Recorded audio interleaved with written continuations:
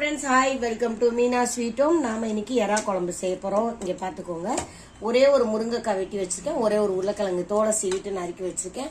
இது வந்து தேங்காய் ஒரு என்ன சொல்ல அரை மூடி எடுத்து அரைச்சு வச்சிருக்கேன். எறா க்ளீன் பண்ணி வச்சிருக்கேன். இங்க பாருங்க நடுவுல குடல் எல்லாம் க்ளீனா இருக்கு பாருங்க. எடுத்தாச்சு. 2 வெங்காயம் பெருசு 2 தக்காளி பெருசு வெட்டி வச்சிருக்கேன். இது வந்து என்னன்னு கேட்டா இஞ்சி பூண்டு மிளகு ஜீரகம் சரிங்களா, தேவையான அளவு எடுத்து அரைச்சி வச்சிருக்கேன். இப்போ நம்ம ஸ்டார்ட் பண்ணிடுவோம். பாத்திரம் காஞ்சிருச்சு, எண்ணெய் ஊற்றிக்கோங்க. ஊற்றியாச்சு. தேவையான அளவு ஒரு 2 வெங்காயம் வேகிற அளவு ஊற்றிக்கோங்க. கொஞ்சம் தூரமாக நின்று ஒரே ஒரு பட்டை 2 லவங்கம் வெடிக்கும். அப்புறம் இந்த வாசனை பூ 1, கொஞ்சம் போல சோம்பு போட்டாச்சு. எல்லாம் நல்லா பொரிஞ்சிருச்சு. இப்ப கருவேப்பிலை சேர்த்துக்கலாம். இது வந்து அப்புறம் வெங்காயம் போட்டுக்கலாம். வெங்காயத்தை நல்லா வதக்கிக்கலாம்.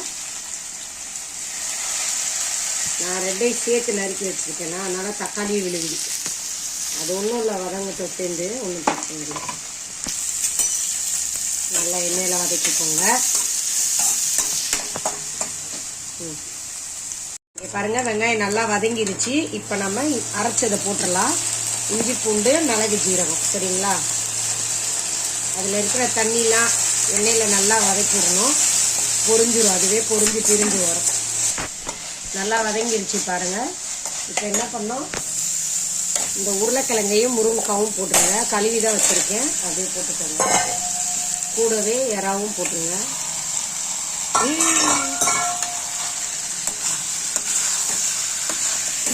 நல்லா மசாலாவோட பரப்பி விடுங்க.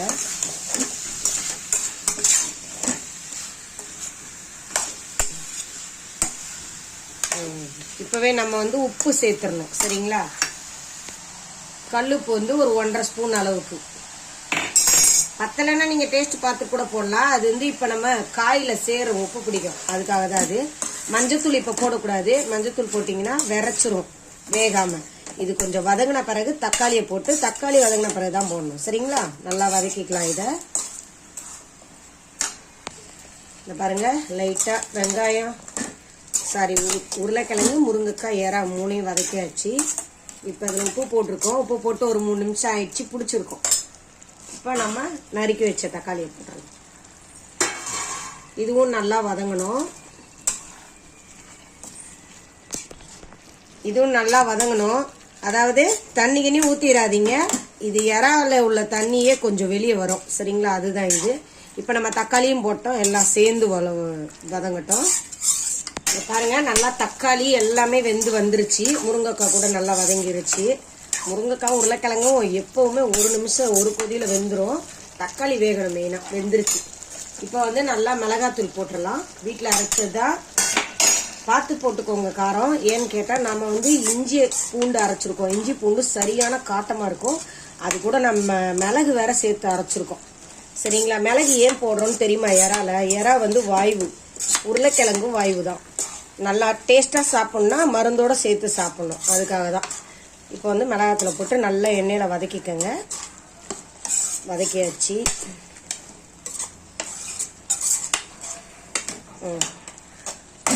ஒரு 2 நிமிஷம் வதங்கட்டும் மசாலா. அடுத்து நம்ம தேங்காய் ஊற்றி கொதிக்க வைக்கணும். இங்க பாருங்க நல்லா வதங்கிருச்சு. இப்போ நம்ம இந்த தேங்காயில தண்ணி சேர்த்து ஊற்றிக்கணும். நல்லா கலந்து விட்டுக்கோங்க. வெறும் தேங்காய் தான் அரைச்சிருக்கேன். ஏன்னா ஜீரகம் வந்து மசாலாவோட அரைச்சிட்டேன் நான், அதனால வந்து வெறும் தேங்காய் தான். இப்ப நம்ம கொஞ்சம் தண்ணி ஊத்தி தேவையான அளவு ஊத்திக்கோங்க. அதாவது தண்ணியா வேணும்ன்றவங்க தண்ணியா ஊத்திக்கோங்க.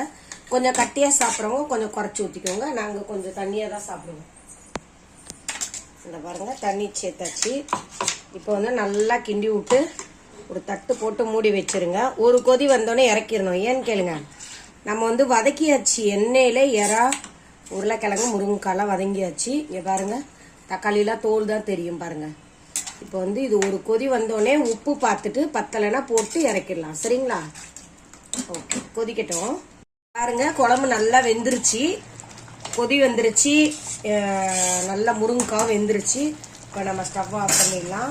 இதுக்கு மேலே வச்சுருந்தா குழம்பு கிடைக்காது, கட்டியாக போயிடும். இந்த பாருங்க, இவங்க வந்து இப்படி அரிப்பாங்க சங்கீதம் கதிரும்.